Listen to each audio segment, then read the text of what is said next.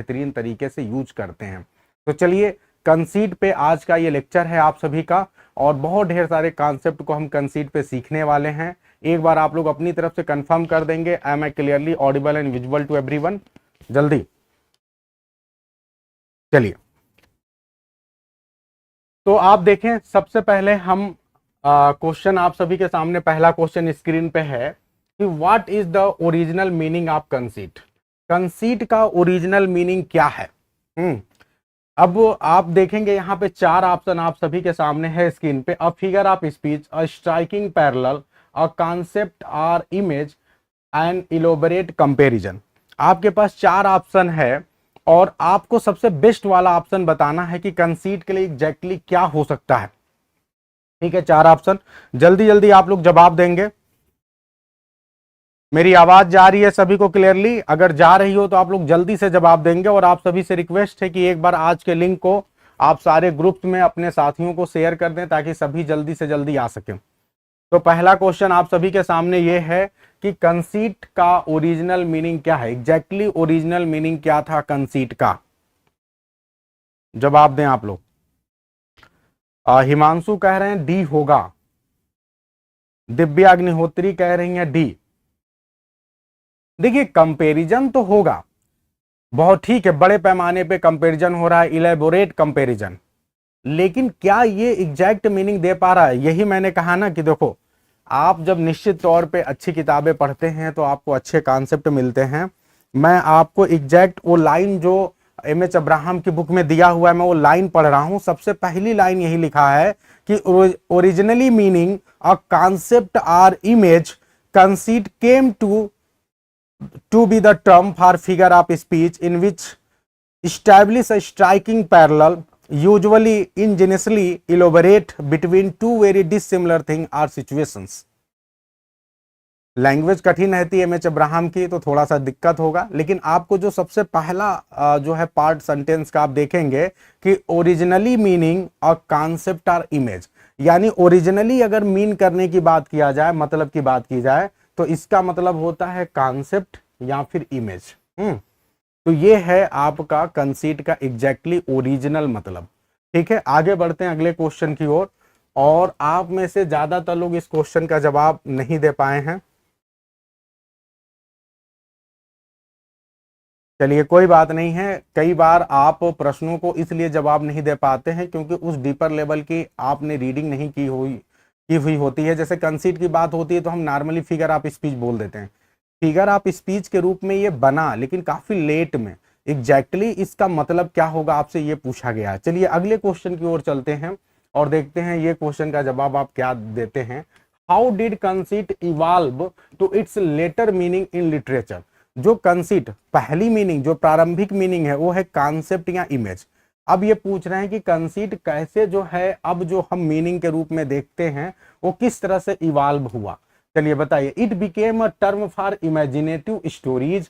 क्या ये बाद में लिटरेचर में ये टर्म इमेजिनेटिव स्टोरीज के लिए यूज किया जाने लगा, या फिर it became a term for figures of speech establishing striking parallel between dissimilar things.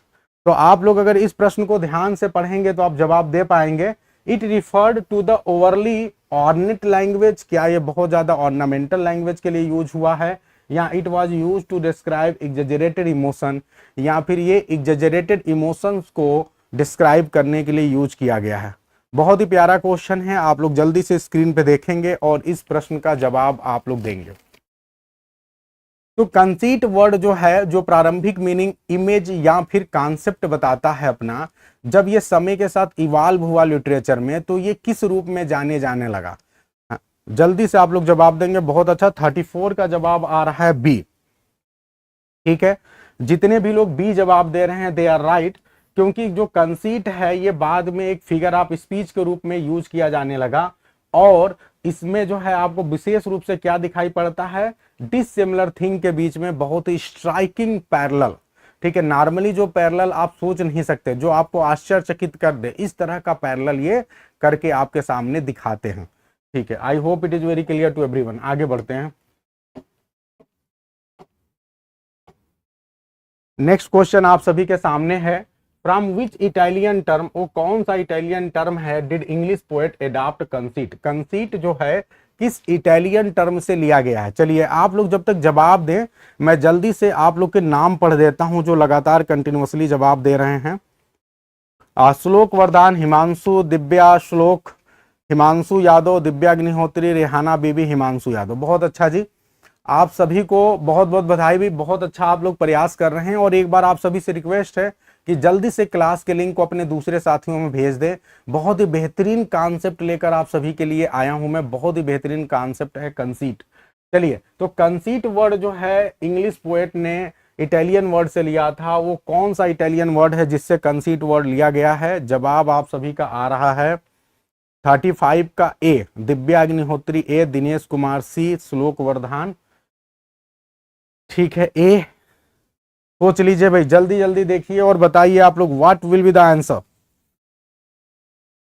जल्दी।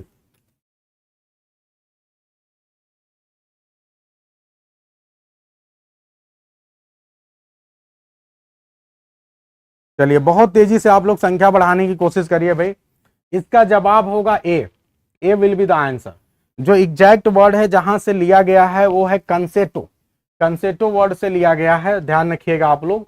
तो जितने भी लोग ए जवाब दे रहे हैं सभी के लिए तालियां हो जाए। अगला क्वेश्चन आप सभी के सामने स्क्रीन पे है कि how many main types of conceit are often distinguished by specific names in the provided text. बताइए, आप जब एम.एच. अब्राहम की बुक पढ़ते हैं तो एम.एच. अब्राहम की बुक में आपको स्पेशली दो प्रकार के जो है आपको कंसीट की बात की गई है। चलिए मैंने आपको जवाब भी दे दिया। बताइए, एम.एच. अब्राहम की बुक जो है ओरिजिनल टेक्स्ट, वहां पे दो प्रकार का जो है कंसीट की बात की गई है। आप बता सकते हो कौन से दो कंसीट हैं? कैन एनीवन टेल कि वो दो कंसीट कौन कौन से हैं? कंसीट के दो प्रकार हैं, could you tell the name of these two conceits? अगर आप एम.एच. अब्राहम की बुक पढ़ते हैं तो आपको वहां पे दो प्रकार के कंसीट दिखाई पड़ते हैं। क्या आप बता सकते हो दो प्रकार के कंसीट कौन से हैं? जल्दी जल्दी जवाब दें आप लोग। दो प्रकार के कंसीट तो होते हैं, लेकिन वो दो प्रकार के कंसीट कौन से हैं? एक आपका एग्जाम्पल के तौर पे मैं बता दे रहा हूं, जो एक कंसीट है वो तो मेटाफिजिकल कंसीट कहलाता है, मेटाफिजिकल कंसीट। लेकिन जो एक कंसीट है और पहला वाला, ये कौन सा कंसीट है? Who will give the answer, who will give the answer?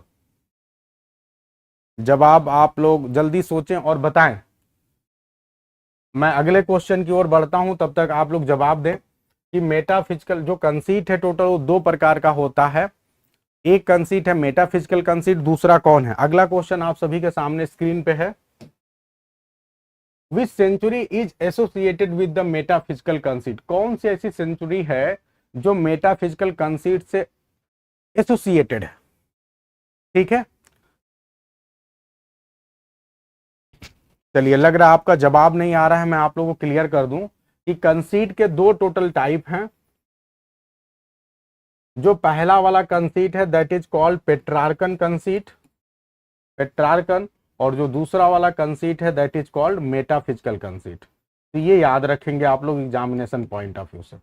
चलिए आगे बढ़ते हैं। यहाँ पे क्वेश्चन आप सभी के सामने है कि कौन सी सेंचुरी है जो मेटाफिजिकल कंसीट से एसोसिएटेड है। तो ये प्रश्न का जवाब आप लोग जल्दी से बताएंगे। क्वेश्चन नंबर 37 का क्या जवाब होगा? Who will give the answer?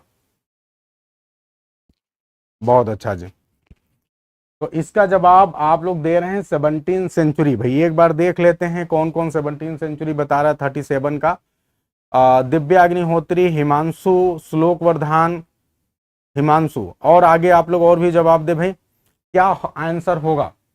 कौन सा ऐसा सेंचुरी है जो जिसमें आपको मेटाफिजिकल पोएट्री देखने को मिलती है, मेटाफिजिकल कंसीट का यूज देखने को मिलता है? चलिए स्मिता कह रही है सर बी आंसर होगा। ठीक है जी, गुड इवनिंग। तो सभी का एक बार फिर से स्वागत है। जो लोग अभी देर से आए हैं, क्लास भी आपकी थोड़ी सी देर से शुरू हुई है।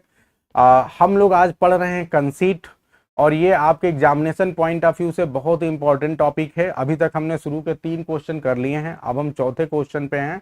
जल्दी से आप लोग जवाब देंगे कि कंसीट के लिए स्पेशली मेटाफिजिकल कंसीट किस सेंचुरी में आपको देखने को मिलता है, तो इसका राइट आंसर होगा 17 सेंचुरी। जितने भी लोगों ने 17 सेंचुरी बताया है सभी का सही है।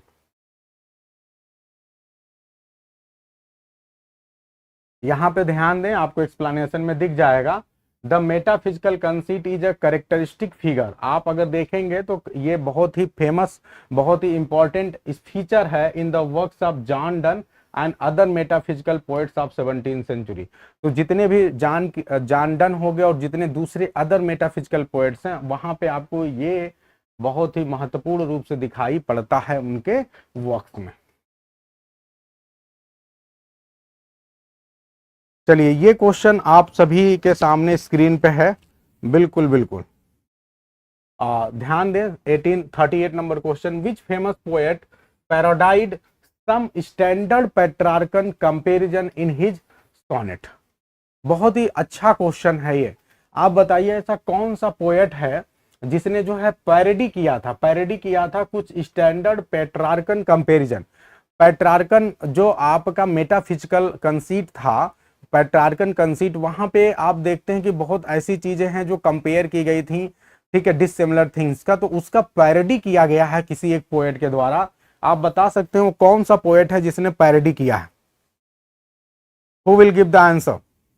ठीक है, इसमें तो बहुत अच्छा, flea and canonization John Donne के द्वारा है, ड्रामेटिक लिरिक हैं दोनों, बहुत अच्छा। अभी आप लोग इस प्रश्न का जवाब दें कि ये बताइए कौन ऐसा पोएट है जो पेट्रार्कन जो कंसीट है उसको पैरोडी करने की कोशिश करता है।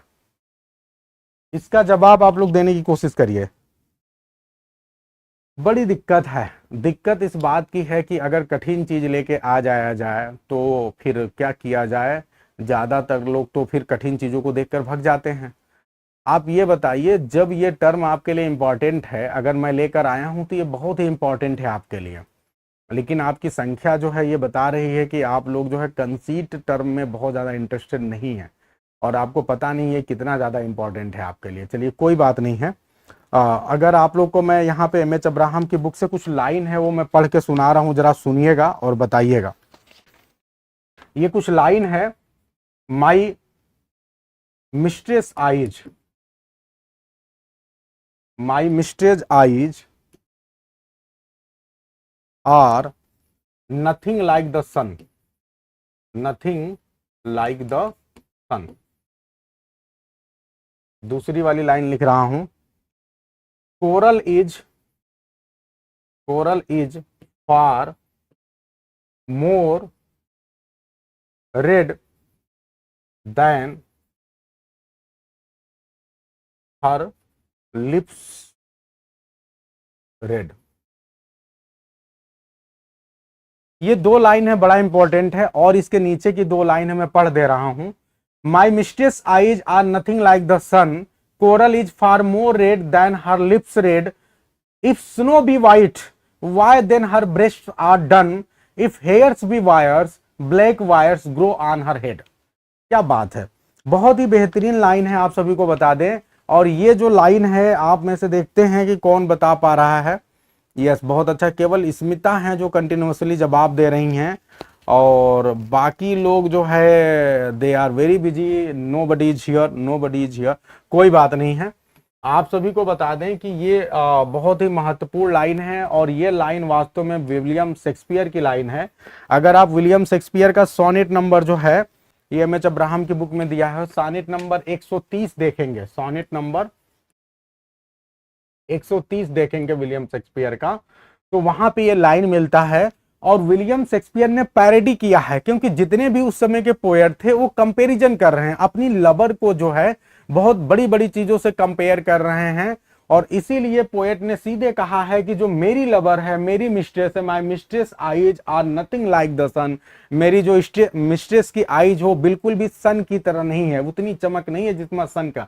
तो एक तरह से इनडायरेक्टली जो है ये पैरोडी कर रहे हैं, सीधे सीधे कह रहे हैं कि जितने भी ये पेट्रार्कन कंसीट करने वाले एलिजाबेथन राइटर हैं या जो पेट्रार्क के समय के राइटर हैं, इन लोगों ने क्या किया है, इन लोगों ने कुछ ज्यादा ही बढ़ा चढ़ा के कह दिया है। मेरी मिस्ट्रेस की तो आइज बिल्कुल भी वैसी नहीं है।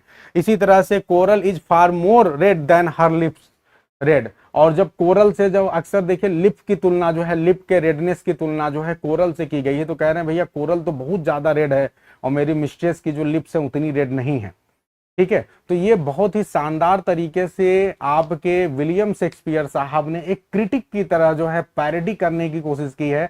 नॉर्मली आप विलियम शेक्सपियर का नाम पैरोडी के रूप में नहीं सुनते हैं, लेकिन यहां इन्होंने पेट्रार्कन कंसीट की पैरोडी किया है। बहुत ही इंपॉर्टेंट बात है आप सभी के लिए, इसे ध्यान देंगे आप लोग। चलिए, तो इस क्वेश्चन का जवाब जो है एक दो लोगों को छोड़कर बाकी कोई नहीं दे पाया, कोई बात नहीं है भाई, आगे बढ़ते हैं, नेक्स्ट क्वेश्चन की ओर चलते हैं। यहां पे ध्यान दें, हु डिस्क्राइब्ड, किसने डिस्क्राइब किया the metaphysical conceit as wit that is a kind of discordia concors. बताइए, किसने जो है विट को, मेटाफिजिकल कंसीट को विट से कंपेयर किया है, विट की तरह जो है उसको बताया है, और क्या बोला है कि ये डिस्कॉर्डिया कॉन्कर है। बताइए कौन ऐसा व्यक्ति है, कौन ऐसा क्रिटिक है, who will tell the answer. कौन से क्रिटिक ने जो है मेटाफिजिकल कंसीट को कहा है it is a kind of discordia concors. चलिए, मेरे और आप में थोड़ी समय लग रही है बात को पहुंचने में, तब तक मैं रीड कर दे रहा हूं। पहला ऑप्शन है जॉन डन, दूसरे हैं रिचर्ड क्रैसर, तीसरा है आपका सैमुअल जॉनसन, चौथे हैं टी.एस. इलियट।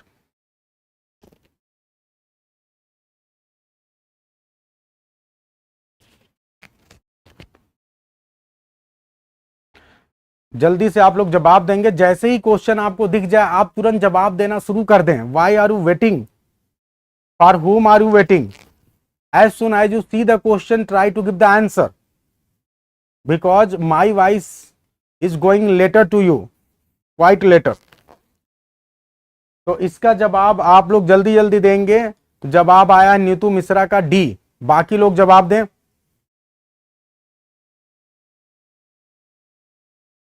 देखिए, जो मेटाफिजिकल पोएट्री है आप सभी को बता दें कि बहुत ही इंपॉर्टेंट सेक्शन है, और ये ऐसा पोएट्री है जो कि केवल एक बार नहीं, बार बार, एक बार खत्म हो गया था फिर रिवाइव हुआ है, तो ये अपने आप में बहुत मायने रखता है।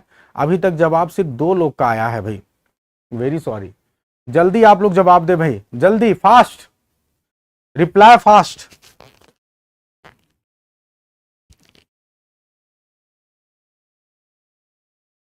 चलिए, इसका जवाब होगा डॉक्टर सैमुअल जॉनसन। आप सभी को बता दें कि इसका जवाब होगा डॉक्टर सैमुअल जॉनसन। यहां आप सभी के सामने में बहुत अच्छे से एक्सप्लेन किया है डॉक्टर सैमुअल जॉनसन ने। इसको एक्सप्लेन, ये जो बात कही है ये कही है life of Cowley. Life of Cowley जो है इनका एक ऐसे है, उसमें इन्होंने ये बात कहा है। अब ध्यान दीजिएगा, ये जो लैटिन फ्रेज है आपका डिस्कॉर्डिया कॉन्कर्स, इसका मतलब क्या होता है? जब इसको ट्रांसलेट करेंगे तो इसका मतलब होता है एग्रीइंग डिस्कॉर्ड या फिर हार्मनी इन डिस्कॉर्ड, यानी दो अलग डिफरेंट चीज है लेकिन उसके बीच में हार्मनी क्रिएट करने की कोशिश की गई है, एक समायोजन करने की कोशिश की गई है। तो इस तरह से एक ऐसा कॉन्सेप्ट है that refers to the idea of unity arising from opposing element. Opposing elements हैं लेकिन उनके बीच में यूनिटी के आइडिया को रिप्रेजेंट करता है कौन? डिस्कॉर्डिया कॉन्कर्स। ठीक है, चलिए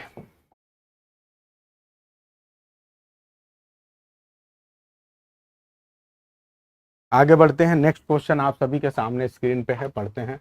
व्हाट डज डिस्कॉर्डिया कॉन्कर्स? अभी हमने आपको ऑलरेडी समझा दिया, शायद अब इस प्रश्न का जवाब आप आसानी से दे लें कि डिस्कॉर्डिया कॉन्कर्स जो है इंप्लाई अबाउट मेटाफिजिकल कंसीट। आप इसके बारे में क्या समझते हैं, किस प्रकार से मेटाफिजिकल कंसीट को समझाता है सैमुअल जॉनसन के अनुसार? ठीक है, डिस्कॉर्डिया कॉन्कर्स किस तरह से मेटाफिजिकल पोइट्री के लिए जो है, कंसीट के लिए जो है क्या मतलब रखता है, वो जरा बताएंगे आप लोग। They create harmony through repetition, क्या ये रेपिटेशन के थ्रू हार्मनी क्रिएट करते हैं? या दे कंबाइन डिसिमिलर इमेजेस, क्या ये होगा? या दे एम्फेसाइज कॉमन बिलीफ्स, या दे सिंप्लीफाई कॉम्प्लेक्स आइडिया? तो जल्दी से आप लोग क्वेश्चन नंबर 40 का जवाब दें, अब आना शुरू हो गया है। स्मिता बहुत अच्छा, अच्छा लाइफ ऑफ काउले आप बता चुके हैं, बहुत अच्छा है भाई। स्मिता कह रही है सर ए होगा, चंचल कह रही है ए, दिव्या ए, अर्पिता ए, नीतू मिश्रा ए। ओके, ये बड़ा दिक्कत की बात है कि क्वेश्चन नंबर 40 का जवाब आप सभी गलत दे रहे हैं। आपसे क्वेश्चन पूछा गया है कि डिस्कॉर्डिया कानकर का मतलब क्या होगा अगर हम आप मेटाफिजिकल कंसीट के संदर्भ में आपसे पूछा जाए तो रिपीटिशन के द्वारा जो है वो हार्मनी क्रिएट नहीं करते हैं, ठीक है। आप समझिए, हार्मनी रिपीटिशन के द्वारा थोड़े ना क्रिएट करते हैं, अपोजिट डिसिमिलर आइडियाज के बीच में हार्मनी क्रिएट करते हैं, तो ये गलत हो गया। आपको जवाब होगा आपका B, they combine dissimilar images. Question को बहुत अच्छे से पढ़ना पड़ता है अगर आपको बेहतर जवाब देना है। लैंग्वेज पे आप चले गए, लैंग्वेज में आपको पहले हार्मनी दिख गया तो लग रहा होगा हार्मनी वाला आंसर हो जाएगा, जबकि यहाँ आंसर बी होगा कि ये कंबाइन करते हैं डिसिमिलर इमेजेस को। ठीक है भाई, सभी को समझ में आ रहा है? तो आप देखिए आप किस तरह से भटक रहे हैं। अचानक जो है लैंग्वेज में थोड़ा सा चेंज कर दिया गया और आप मेन कॉन्सेप्ट को भूल के थोड़ा ऐसे ही फंस गए। ठीक है, तो इसका आंसर होगा B, B will be the right answer here.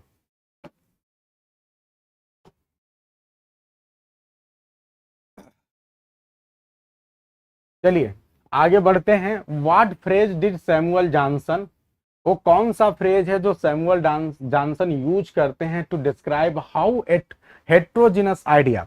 अच्छा, जैसे आप लोगों को कोई चीज न दिखाई दे तो यू कैन आस्क कि सर आप पीछे हट जाइए, आगे हट जाइए, इधर हो जाइए, है ना। अगर आपको लगे तो कोई बात नहीं है स्मिता, आप अच्छा जवाब देती हैं। यहां ध्यान दो, what phrase did Samuel Johnson use to describe how heterogeneous idea. Heterogeneous का मतलब समझते हैं विपरीत, डिफरेंट।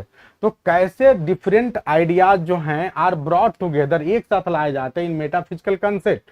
बताइए सैमुअल जॉनसन क्या बता रहे हैं, कौन सा फ्रेज यूज करते हैं जब अलग अलग प्रकार के आइडियाज जो है एक साथ लाए जाते हैं मेटाफिजिकल कंसीट में। इसके लिए वो कौन सा फ्रेज यूज करते हैं? Yoked by natural harmony, yoked by gentle persuasion, yoked by violence together, yoked by logical connection. बहुत ही प्यारा क्वेश्चन है और आप ऐसे क्वेश्चन में एकदम फंसने वाले हैं। लेकिन अभी सभी लोग सही जवाब दे रहे हैं। स्मिता सिंह जवाब दे रही हैं सी, दिव्या अग्निहोत्री सी, अर्पिता सी, रागिनी बोल रही है डी। अच्छा, लगेगा सारा सही है लेकिन हमें तो ये देखना है कि सैमुअल जॉनसन ने एग्जैक्ट वो लाइन क्या बोली है। तो आप लोग याद रखिएगा जो लाइन है वो है योक्ड बाय वायलेंस टुगेदर।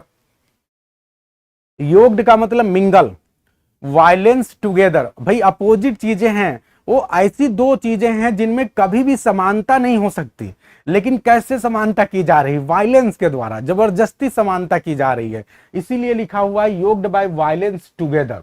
ठीक है, तो आपका राइट आंसर होगा सी। जितने भी लोग सी बता रहे हैं सभी के लिए भी तालियां, बहुत अच्छा प्रयास है। ठीक है,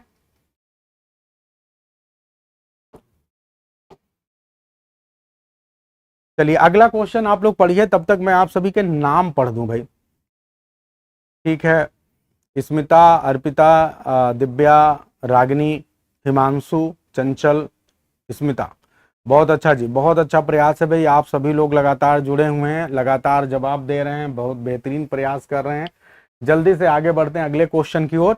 लेकिन ये वाला आज का टेस्ट थोड़ा सा कठिन है, यहाँ आपका पूर्व नॉलेज कोई काम नहीं करेगा। अगर आपने चीजों को अच्छे से पढ़ा ही नहीं है ना, तो पूर्व नॉलेज कोई काम नहीं करेगा। यस के सर हमेशा आपको बेहतर चीजें लेकर आएंगे, और जब आपने कभी पढ़ाई की होगी या नहीं पढ़ा है तो आपको पढ़ना पड़ेगा हमारे प्रश्नों को जवाब देने के लिए। और निश्चित तौर पे यदि आप ऐसे पढ़ाई करेंगे, हमारी क्लास को ही ले लेंगे, तो आपको कोई रोक नहीं पाएगा बेहतर करने से। इसलिए बहुत उत्साह के साथ जुड़िए, जो बताया जाता है उसे नोट करते रहिए।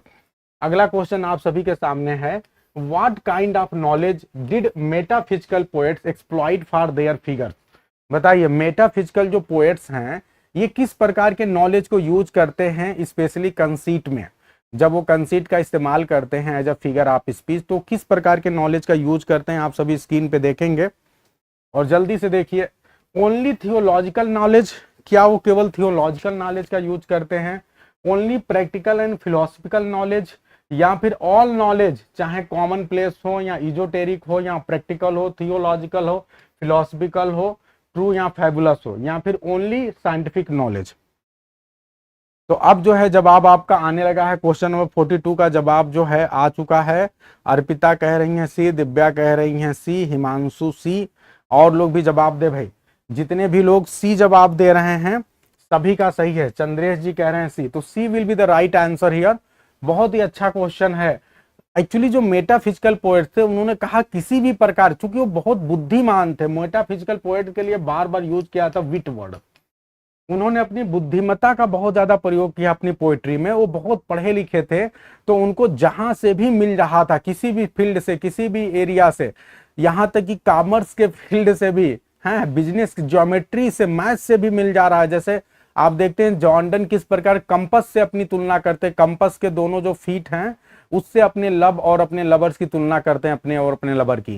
तो मैथमेटिक्स में पहुंच गए, तो बहुत हाई लेवल के नॉलेजेबल पर्सन हैं लोग, और ये ऑल फील्ड से जो भी इनको मिल सकता है वहां से ये लेकर आ रहे हैं और तुलना कर रहे हैं।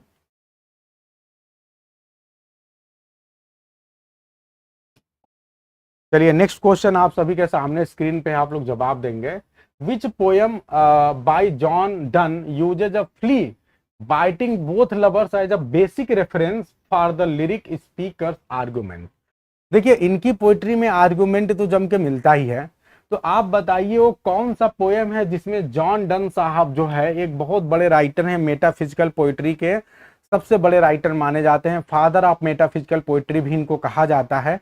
आप हमें ये बताएंगे कि ये जो है फ्ली, एक फ्ली जो है उसको ये यूज करते हैं कि जो फ्ली है वो बाइट कर रही है इनके और इनके लवर को, और ये जो रेफरेंस जो है अपने किस पोयम में दे रहे हैं आर्गुमेंट के तौर पर।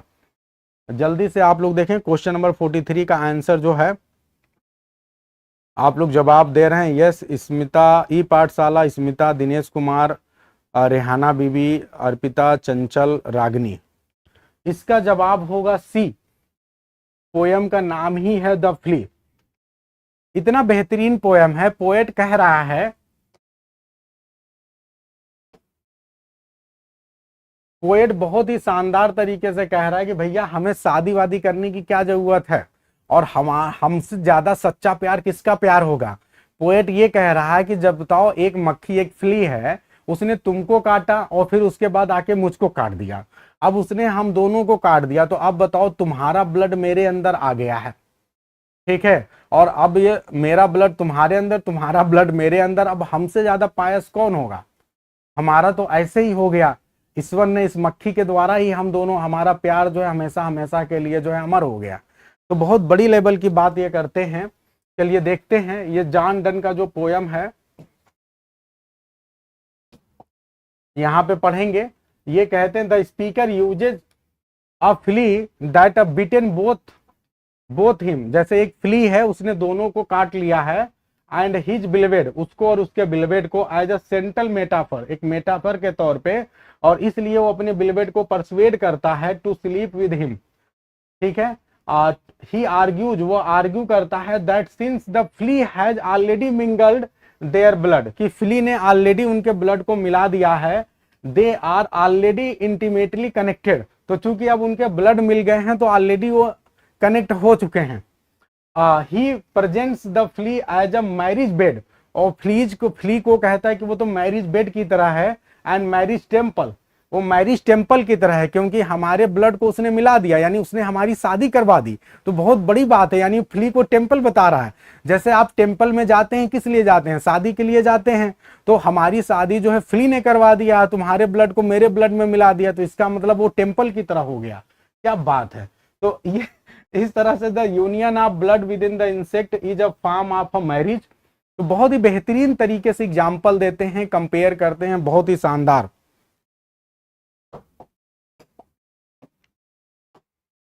चलिए नेक्स्ट क्वेश्चन आप सभी के सामने स्क्रीन पे है, बहुत ही प्यारा क्वेश्चन है। When did metaphysical conceit fall out of favour, बताइए वो कौन सा समय था जब मेटाफिजिकल कंसीट अचानक फेवर में, आउट ऑफ फेवर हो गया, लोगों ने मेटाफिजिकल कंसीट को यूज करना बंद कर दिया, पसंद करना बंद कर दिया। Could you tell what was the time, which was the century, वो कौन सी सेंचुरी है, 16th century, 17th century, 18th century, 19th century. आप बता सकते हैं कि वो कौन सी सेंचुरी है जब जो है आउट ऑफ फेवर ये हो गया।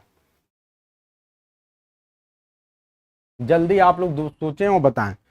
और लग रहा है मेरा जवाब देर में आप लोगों के पास पहुंच रहा है, मैं जो पूछ रहा हूं, कोई बात नहीं। यहाँ पे है 18th सेंचुरी। आप सभी को पता है कि 17th सेंचुरी के बिगिनिंग में मेटाफिजिकल पोएट्स पॉपुलर हुए थे, और उसके बाद ये चलता रहा। 18th सेंचुरी तक आते आते लोग बोर हो गए, और इस तरह की मतलब जो है कंसीट को लोगों ने नापसंद करना शुरू कर दिया। उसके पीछे उनका रीजन ये था कि भैया हम इसलिए इस प्रकार की पोइट्री को नापसंद कर रहे हैं क्योंकि ये अननेचुरल है।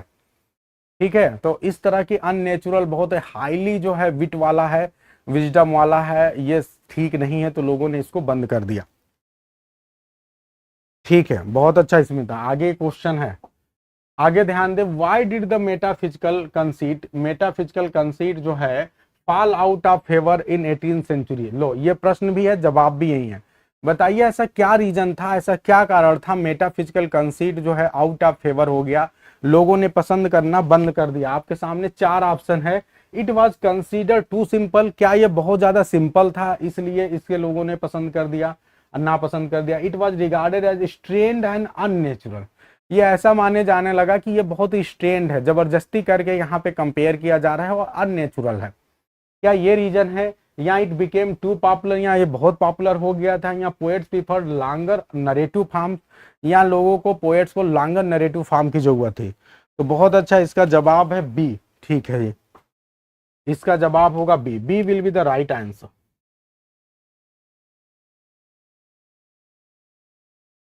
चलिए एक बार भाई देख लें, नाम पढ़ दें आप लोग के। अगला क्वेश्चन आप सभी के सामने स्क्रीन पे है, तब तक मैं आपके नाम पढ़ दे रहा हूं। यस, स्मिता सिंह, अर्पिता, स्मिता, हिमांशु, दिव्या, चंचल, हिमांशु, अर्पिता, हिमांशु, ये कुछ 4-5 गिने चुने नाम है अर्पिता, जो कि जब बार बार जवाब दे रहे हैं भाई। बाकी लोग क्या कर रहे हैं कोई बात नहीं है। चलिए आप सभी के सामने अगला प्रश्न है, आप लोग इसका जवाब दें। Question number 46। ठीक है, when did a strong revival of interest in the metaphysical poets occur? बताइए वो कौन सा समय था जब फिर से रिवाइवल होता है, बहुत स्ट्रांग रिवाइवल होता है मेटाफिजिकल पोएट्री के लिए। बताइए वो कौन सा ईयर है, कौन सा टाइम है, कौन सा टाइम पीरियड है, इसमें से जवाब देंगे आप लोग। क्या वो लेट 19th सेंचुरी है, या फिर early decades of 20th century है, या मिड 20th सेंचुरी है, या फिर लेट 20th सेंचुरी है? बताइए भैया वो कौन सा समय है, जल्दी फास्ट।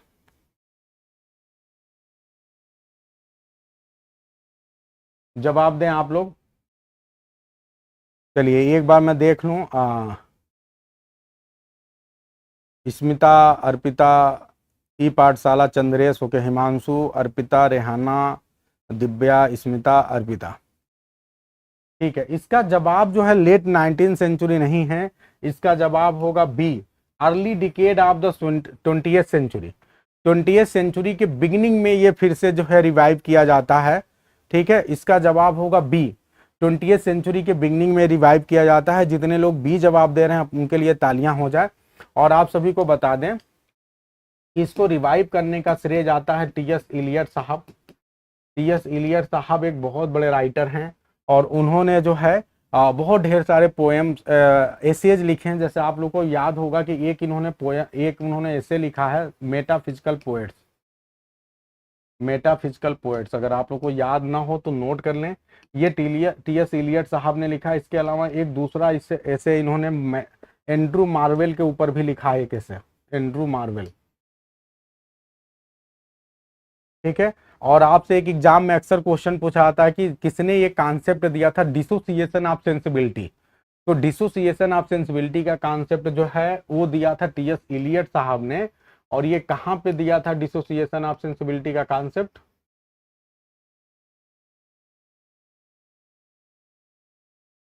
ये कॉन्सेप्ट इन्होंने दिया था मेटाफिजिकल पोएट्स वाले ऐसे में।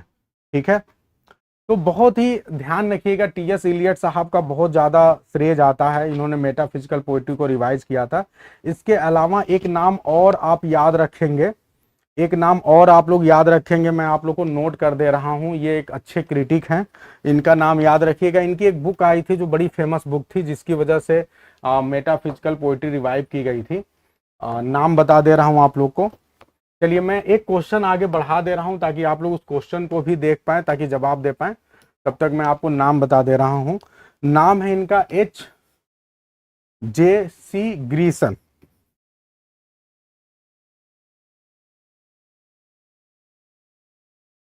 ठीक है, GRIERSON। ठीक है, तो इनका एक बुक था, इनके एक बुक का नाम है introduction to metaphysical lyrics and poems of 17th century.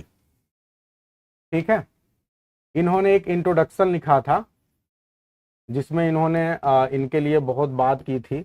Book का नाम है, आप सभी को बता दे रहा हूं, नोट कर लेंगे आप लोग, metaphysical lyrics and poems of 17th century.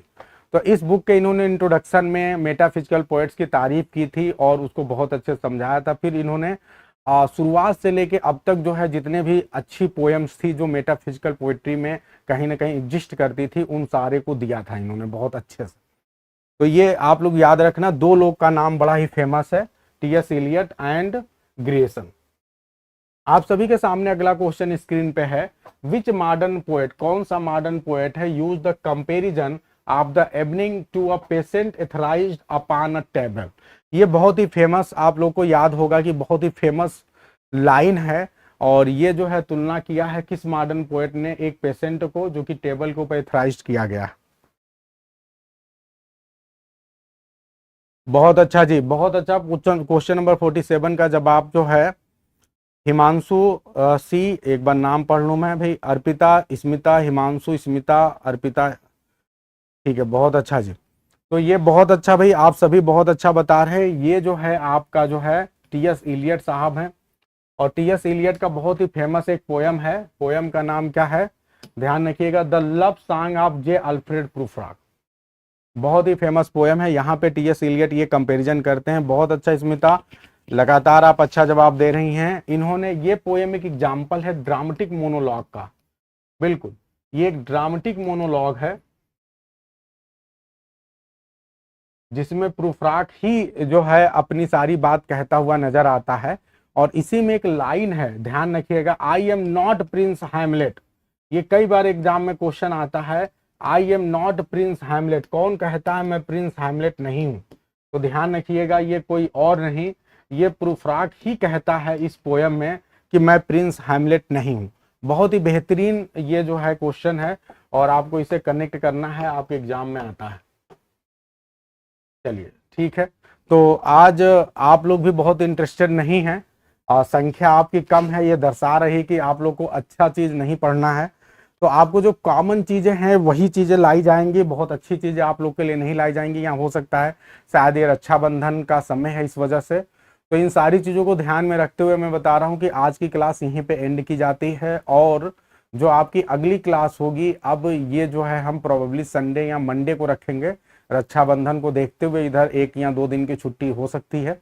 आप लोग खूब बढ़िया से रक्षाबंधन को एंजॉय करिए, लेकिन आप सभी से बार बार वही रिक्वेस्ट है कि अब जग जाइए। आपके टीजीटी एग्जाम की डेट आ चुकी है जो कि दिसंबर में होनी है, पीजीटी का एग्जाम आपका 2 महीने बाद ही होना है, एलटी ग्रेड की भी एग्जाम जो है नवंबर या दिसंबर में होगी। तो आपके पास बिल्कुल भी समय नहीं है, अगर आप सीरियस नहीं हैं तो आपको निश्चित तौर पे बहुत घाटा होने वाला है। आप लोग अच्छी तरह से समझ लें, मैं बार बार आप सभी से कहता हूं कि आपको एक अच्छे मेंटर, एक अच्छे गाइड की जरूरत है। जरूरी नहीं कि वो मेंटर या गाइड मैं ही हूं, वो कोई भी हो सकता है। आप चाहें जिसको पकड़ लो, उसके प्रति बहुत ईमानदारी के साथ काम करो और आप अपने जीवन में सफल बनिए। यही मेरी आप सभी से रिक्वेस्ट है कि सही दिशा में चलिए और मेहनत करिए। और एक बार अगर आपको कोई लग जाए कि ये बेहतर है, जो आपको सफल करा सकता है, तो उसका साथ ना छोड़िए। जब आप लगे ही हैं तो बहुत मेहनत करके सारी चीज़ों को नोट करिए, उन्हें लर्न करिए, याद करिए और बेहतर से बेहतर करने की कोशिश करिए। आज की क्लास यहीं पे एंड करते हैं। सभी को good night, best of luck, मिलते हैं अगली क्लास।